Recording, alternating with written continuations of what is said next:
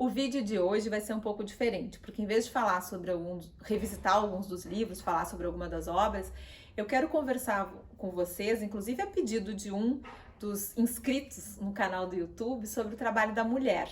Esse foi o pedido do colega Regis, que é juiz do trabalho também. Eu tenho muito orgulho de ser colega dele, é meu amigo. E ele perguntou, tem algum vídeo que fale sobre o trabalho da mulher? Não tinha ainda, então resolvi fazer.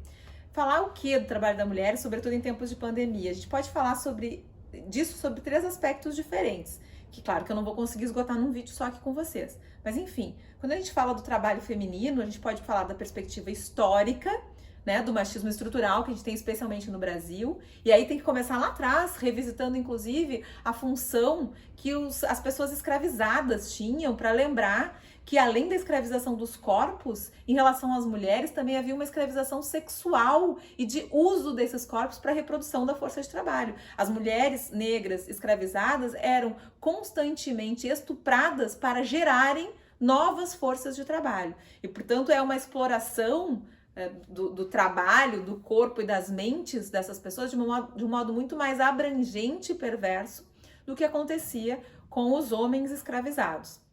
E dessa perspectiva a gente consegue perceber que, embora tenhamos passado tanto tempo, né, que estejamos separados historicamente daquele período de escravidão institucionalizada, nós não apenas seguimos tendo trabalho escravo, chamado trabalho escravo contemporâneo no nosso país, mas, sobretudo, seguimos tratando de modo diferente mulheres e homens no ambiente de trabalho. O PNAD de 2019, por exemplo, mostra que uma mulher negra recebe 1/4 do salário de um homem branco para exercer a mesma atividade. E que uma mulher branca já recebe menos do que um homem negro e, então, tá o homem branco no topo da cadeia, depois o homem negro, a mulher branca, a mulher negra. O que significa que há uma diferença que é uma diferença cultural, né, que nos atravessa e que nos impede de lidar com o trabalho feminino do mesmo modo que lidamos com o trabalho masculino. A outra perspectiva de análise é justamente da invisibilidade do trabalho feminino de reprodução social. Então, quando a gente fala do trabalho da mulher, tem que sempre vir à tona e tem que ser referido o fato de que as mulheres despendem muito mais horas por semana. O último levantamento no Brasil aponta que as mulheres usam cerca de 22 horas da sua semana em trabalho reprodutivo não remunerado, né, de reprodução social, que é aquele trabalho de cuidado dentro de casa, que é o trabalho de limpeza da própria casa, o trabalho de cuidado dos filhos, o trabalho de alimentação da família. E esse trabalho não é remunerado e não é considerado pelo direito do trabalho. Então, quando a gente fala, por exemplo, em extensão de jornada na reforma trabalhista, quando a gente fala, por exemplo, de jornada de 12 horas para o setor da saúde, que é formado, em sua maioria, por mulheres, nós estamos falando, na verdade, de colocar essas mulheres em situação de trabalho obrigatório por muito mais do que 12 horas. Porque a gente precisa considerar não só o tempo de deslocamento entre casa e trabalho, mas também as horas que devem e que precisam ser gastas com esse trabalho não remunerado dentro de casa. E aí nós vamos estar simplesmente condenando essas mulheres trabalhadoras a passarem todo o tempo da sua vida dedicando-se a trabalho remunerado e não remunerado. Esse trabalho não remunerado que é inclusive o que permite que a força de trabalho se renove e continue sendo oferecida e, portanto, que o sistema se mantenha. E isso também é algo, por exemplo, que vai determinar o fato, por exemplo, de que mais mulheres do que homens aderem a teletrabalho. Claro, agora na situação de pandemia um pouco diferente, né, essa realidade, mas antes mesmo já havia indicadores de que o teletrabalho e o trabalho intermitente ou formas mais precárias de contratação são realizadas sobretudo por mulheres e sobretudo pelas mulheres que dão conta da manutenção de uma família, né? Que são aquelas responsáveis pela reprodução e pela manutenção de um núcleo familiar. Por quê? Para conciliar, né? É muito fácil da gente ver. Quando tem mulheres reunidas, vai ter uma que está levando o filho junto. Agora, quando a gente está fazendo tantos encontros virtuais, né? Reuniões de trabalho e tal, a gente sempre vê lá, tem uma criança na casa e a mãe tá fazendo a reunião, tá lá, a criança tá no colo, ou ela tem que parar para atender. Por quê? Porque ela, como tem essa necessidade da conta do trabalho de reprodução social, vai preferir ou vai precisar aderir a essas modalidades mais precárias de contratação para conseguir conciliar o tempo em que precisa dedicar para o filho e para a família ao tempo que precisa dedicar para o trabalho. Então, essas precarizações atingem muito mais as mulheres do que os homens. a gente ainda pode pensar sob uma outra perspectiva. Uma chaga estrutural no direito do trabalho no Brasil, que foi de certo modo assimilada pela doutrina e jurisprudência trabalhista, que é a terceirização, atinge sobretudo mulheres. Vejam que uma das primeiras áreas a ser terceirizada e na época havia pouca discussão sobre a perversidade da terceirização, inclusive porque ela era uma terceirização feita para atingir essas trabalhadoras, em sua maioria mulheres negras, foi a área da limpeza e conservação. Então, lá na súmula 331, na década de 90, quando fala em atividade meio, a súmula faz questão de referir limpeza e conservação e outras atividades meio, porque havia essa indicação de permitir a terceirização nessa área, que é uma área absolutamente invisibilizada e cujo trabalho é realizado na sua maioria absoluta por mulheres e por mulheres negras, assim como outras áreas terceirizadas e absolutamente precarizadas, como é o caso do telemarketing, por exemplo. O telemarketing é exercido na sua maioria por mulheres negras. E teve um estudo, eu não vou lembrar agora bem de onde eu peguei, porque já faz mais tempo, mas eu lembro que uma vez eu fiz um estudo sobre o trabalho de telemarketing, até porque a minha percepção é de que o trabalho de telemarketing promove um assédio moral estrutural, a estrutura como ele é desenvolvido, com aqueles protocolos de fala pelo telefone, com a exigência de manter o cliente por tanto tempo, com a exigência de repetir sempre as mesmas coisas, com a impossibilidade dessas atendentes de resolverem as demandas dos clientes e, portanto, serem colocadas ali como verdadeiros escudos humanos que vão ouvir todo tipo de reclamação, que não vai chegar até a prestadora de serviço, que realmente é responsável pela ineficiência daquele serviço. Então, esse ambiente de assédio estrutural que me chamou a atenção e me fez pesquisar um pouco mais sobre o telemarketing, me levou até um estudo que mostrava que a maioria das pessoas que trabalham nessa área são mulheres negras em função da invisibilidade, olhem que horror, gente, da invisibilidade que esse trabalho permite, porque afinal de contas, o contato é apenas com a voz dessas mulheres. Então, dizia a pesquisa, não precisa o critério da boa aparência. Vejam o quanto de história de chaga social racista e machista a gente tem por trás de uma conclusão como essa, de que a maioria das pessoas nesse tipo de emprego é formada por mulheres negras. Então é outra questão social que atinge muito mais as mulheres do que os homens. E poderíamos falar de outras coisas, por exemplo, se trouxermos a discussão para as alterações feitas na CLT em 2017, a gente vai ver que ali várias alterações foram feitas para atingir, sobretudo, o trabalho da mulher.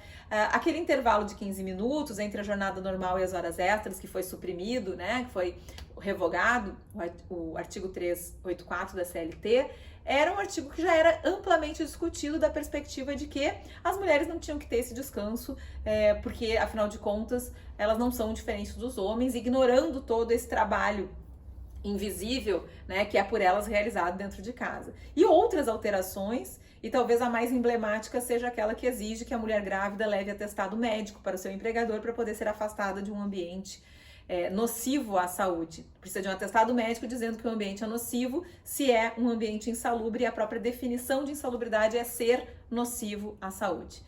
Enfim, essa e outras alterações feitas pela reforma dão conta de um caráter muito de violência mesmo de gênero contra as mulheres, também na regulação jurídica das relações de trabalho. Uma violência que se imbrica com o nosso racismo estrutural de uma forma muito clara em relação ao trabalho doméstico remunerado. E eu gosto sempre de chamar a atenção disso também, porque nós temos uma lei complementar de 2015, que eu não sei se vocês lembram, mas que foi muito criticada na época, com o argumento de que terminaria com o trabalho doméstico remunerado, que daria direito demais. E eu lembro de reportagens, né, em que as empregadas domésticas, maioria absoluta, mulheres, a maioria mulheres negras, eram entrevistadas e diziam, não, eu sou praticamente da família, numa lógica bem escravagista mesmo, eu não quero mais direitos, eu não sei por que estão inventando essa lei, que foi resultado, na verdade, da ratificação pelo Brasil da Convenção 189 da OIT. Só que vejam, essa é uma lei que simplesmente mantém todo o nosso ranço escravagista no Brasil. E eu digo isso porque, apesar de ela ter avançado em algumas questões em relação ao trabalho doméstico, foi absolutamente ineficaz para avançar no sentido de acabar com a discriminação entre o trabalho em âmbito doméstico e os outros tipos de trabalho. Primeiro, porque não houve, depois dela ou durante o processo de sua edição, não houve emenda constitucional para revogar o parágrafo único do artigo 7º que separa os trabalhadores em âmbito doméstico de todos os demais. Segundo, porque ela traz o requisito de ter que trabalhar 3 vezes por semana numa casa para poder ser vínculo de emprego.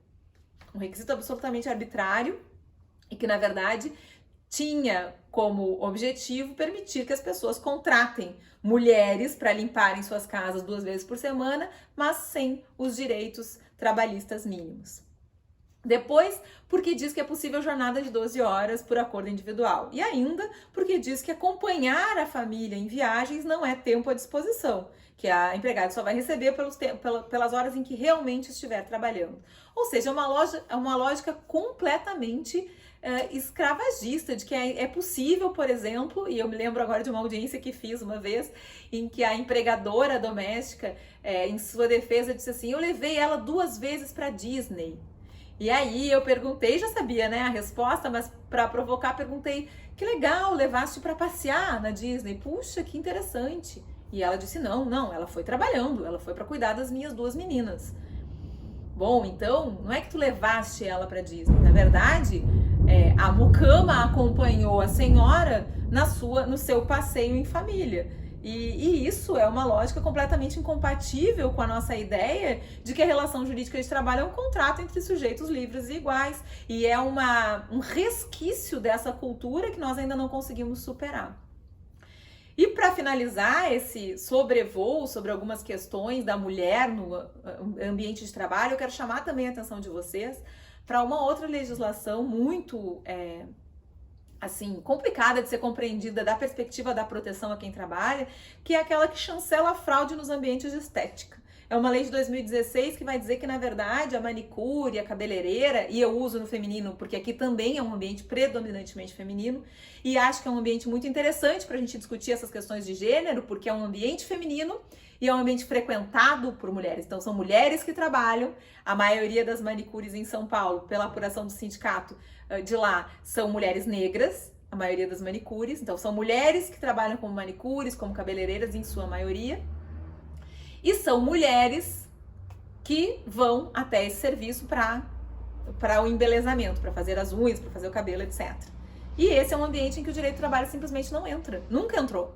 E isso nunca causou espanto, o que mostra que a gente realmente tem uma questão misógina que precisa ser trabalhada para a gente compreender as relações de trabalho. Esse é um ambiente em que as pessoas trabalham, vejam o caso da manicure, né? Numa situação ergonômica absolutamente prejudicial à coluna, à motricidade fina. Então são muitas mulheres com Lerdort, muitas mulheres com diabetes, porque há contaminação quando usa lá aquele mecanismo para tirar a cutícula, ou as mulheres cabeleireiras que trabalham com esforço repetitivo e em posição incorreta, porque ou ficam de pé o dia inteiro, ou as manicures ficam sentadas e com a coluna, né, mal colocada, sem ambiente, sem nenhuma fiscalização para tornar esse ambiente ergonômico. E essas pessoas não têm vínculo de emprego e, portanto, não podem adoecer, porque se adoecerem não têm renda para sobreviver, estão inclusive passando muita dificuldade agora durante a pandemia. Eu tenho várias amigas que trabalham em ambientes de estética e estão desesperadas porque dependem dessa renda para sobreviver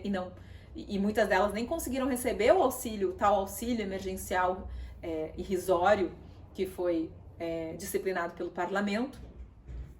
E vejam, não só o direito do trabalho nunca entrou, como em 2016, e antes da ruptura democrática que tirou a presidenta Dilma do poder, que também é uma ruptura democrática com traços absolutamente misóginos, antes mesmo disso foi aprovada uma lei para dizer que essas mulheres são parceiras dos salões de beleza e, portanto, que elas locam espaço.